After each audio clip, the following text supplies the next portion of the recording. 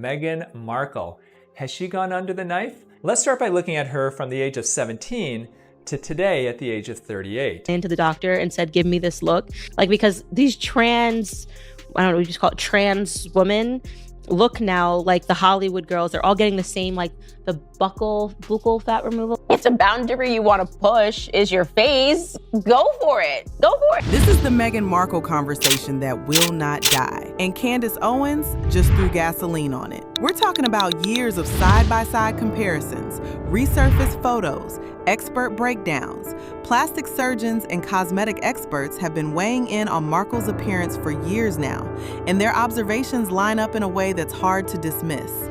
Multiple professionals have pointed to what they describe as a likely rhinoplasty, noting a narrower nasal base, a more projected tip, and a bridge that appears significantly more defined than it did in her earlier photos.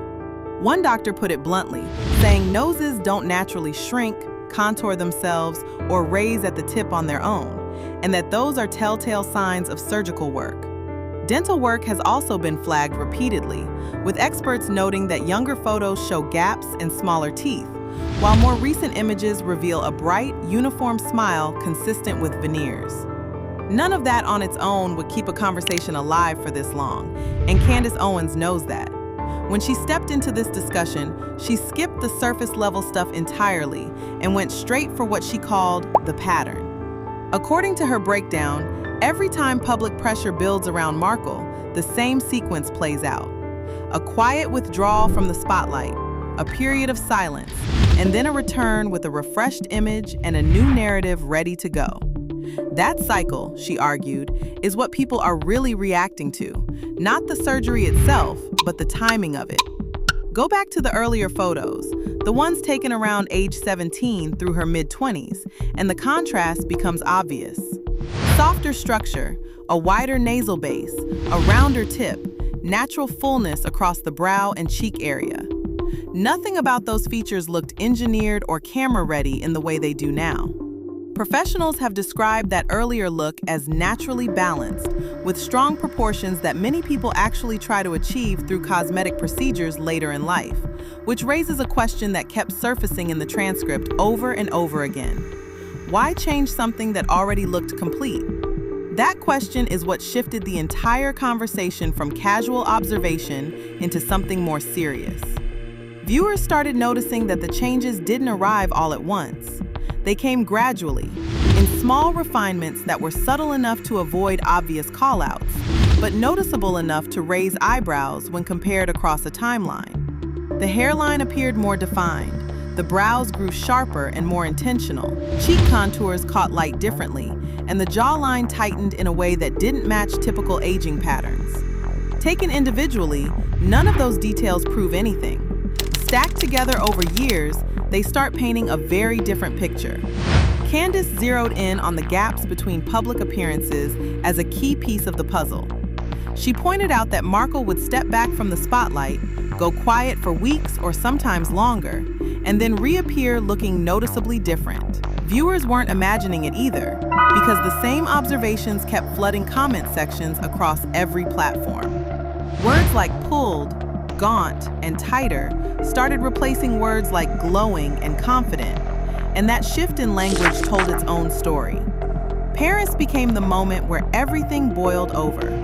Markle showed up at what should have been a major image reset, a global stage with high fashion and worldwide visibility, the kind of setting designed to command admiration. Instead, the reaction went sideways almost immediately. Under harsh lighting and high-definition cameras, viewers locked onto facial features rather than fashion. Multiple experts noted that her face appeared significantly more defined and lifted compared to just a few years earlier. One specialist pointed to what they believed was an upper and lower blepharoplasty, along with a face and neck lift, noting less skin around the under-eye area and a lower facial contour that spoke for itself. Even the position and attachment of the earlobe appeared altered when compared against earlier photos. That Paris appearance didn't calm things down, it accelerated them. Comments poured in describing her as looking uneasy, as if she was presenting a version of herself that no longer connected the way it once did. Some viewers described the whole thing as a reinvention that felt forced, a reset that tried too hard to convince rather than simply existing with confidence. And once that kind of reaction takes hold across thousands of comments simultaneously, it develops momentum that no single appearance can reverse. Candace leaned hard into that momentum. Her central argument was that reinvention has a shelf life, and Markle had been pushing against that limit for years.